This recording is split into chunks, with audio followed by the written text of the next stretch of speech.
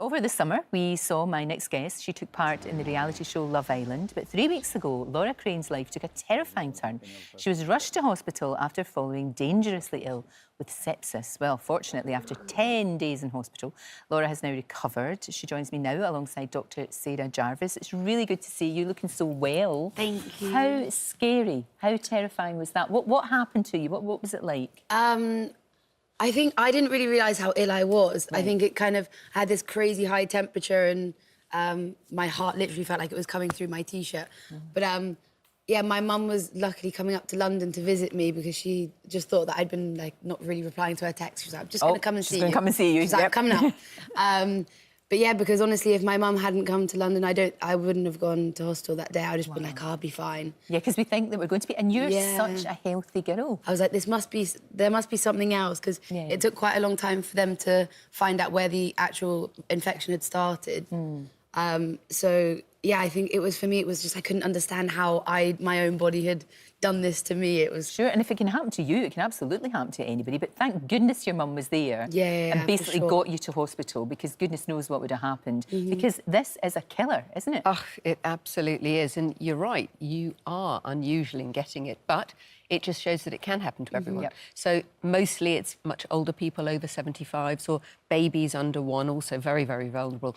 But anyone who's got their immune system isn't working properly, so taking steroids or having chemotherapy, having a condition like blood cancer that affects it, and also after surgery, basically anything where things have got into your body. So after surgery, if you've got a catheter indwelling, that sort of thing, will increase, and burns where everything, obviously, germs can get under the skin.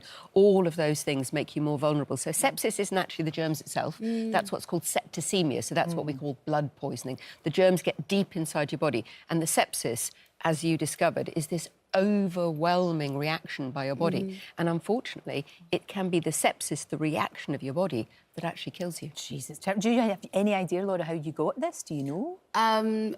I mean, I've never had, like, a definite answer as to why. There was a few things, because I went in there with what I thought was really bad period pains. Right. So I sort of just thought, I'll just take a couple of paracetamol and I'll be fine. Right. But then woke up that next morning with just a crazy high temperature, and I was actually quite delirious and had, like, sort of no real concept of time. Right, and that's when it's really dangerous, because you don't know to get yourself help. So you're kind of, again, relying on your mum to actually do that for you. Well, yeah, and I remember Mum arriving to the house and me just getting in the car, and my mum literally saw me walk out and was like, OK, this isn't Laura. No. This is not do something about this. So, and of course, the earlier we get it, the better it is. Yeah, and they were amazing. Like, the NHS, honestly, were just incredible. They instantly knew something was up. I mean, the temperature was so high that I think it was quite apparent. Although it can be very low as well, which really can put people off. So very high or very low. So just because you've got a very low temperature, don't assume it's OK. Yeah, mine was... Because for probably the first 5 days I was in hospital, while they were trying to kind of figure out where the infection was, I actually started to get worse. Right. And it just kept going up and down. My temperature would be really, really high and then really low, and heart rate would just sort of kind of like couldn't really stabilise. So that was when it got scary, when I thought that I was just completely out of control of my body, because I've never really had that before. I know, and that is frightening. That is really scary. Now, I know you've got really good friends, and you made good friends when you were in Love Island. I know you and Jack aren't going out with each other anymore, but he was there for you, which is great. No, That's it was really amazing. good. Yeah, we stayed really good friends. You know, we went through such a big thing together, and it's nice, I think, to be able to still stay friends. Of course, and he came to see you, and you're all right now. You're fine. Yeah, I'm good. Getting back. Thank goodness. Because as we said, Sarah, you've got to get this early. Oh, you've got to get this early, and it's have. brilliant you're talking about it, because it gets more and more people aware of it. It does. So interesting that you had the tummy pain, and it may well have been that, because, of course, these are the signs that we look out for. So the slurred speech or confusion, the extreme muscle pain or shivering, but you can also get extreme tummy pain, feeling sick, diarrhoea, not passing urine for a long time, all of those things. But I think it's quite interesting that you made the assumption. We often don't find out what the original cause was, but urine infections are quite a common one. Yeah, well, so that's what they first thought. So they treated me for that, and then they thought it was a kidney infection, so they treated me for that.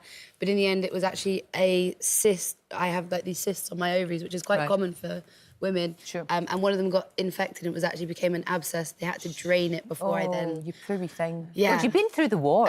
It was an ordeal. You really have. You absolutely have. But the more people that are aware of this, the better, especially now that we're all getting more and more vulnerable, aren't we? Because there's this terrible thing where antibiotics are just not working as well as they might be, and it's terrifying. So it's not people who get resistant to antibiotics, it's the germs. But if you've had lots of antibiotics, then it's more likely you're going to be populated with germs that are resistant to them. And we are now reaching the stage where if we don't cut down on the antibiotics we're using, clearly not in this case, no indeed, this is what we need to save them for, cases like this. But we still prescribe twice as many antibiotics as some other countries. And I fight so hard in my surgery. Patients come in, I'll go, it's a virus infection, antibiotics won't help. I know, but I'll have them just in case. I know my body. And it's like, no, you really don't. You don't. You just want them because it sometimes feels like an easy route out. You just, I'll get some antibiotics. But it's not, because they've got side effects. True. And you're more likely, if you've had antibiotics, then the next time you have an infection, which is bacterial, it's more likely to have resistant germs that can't be treated. Well, all of those symptoms that we talked about, we'll definitely put them on our website so that people know, because we talked about skin mottling. And you do feel that you're going to die. I mean, you did think that. And you can get breathlessness as well. You can, and you can get confusion, of course, as well. Gosh. So it's just be aware. Yep. Just be aware of it.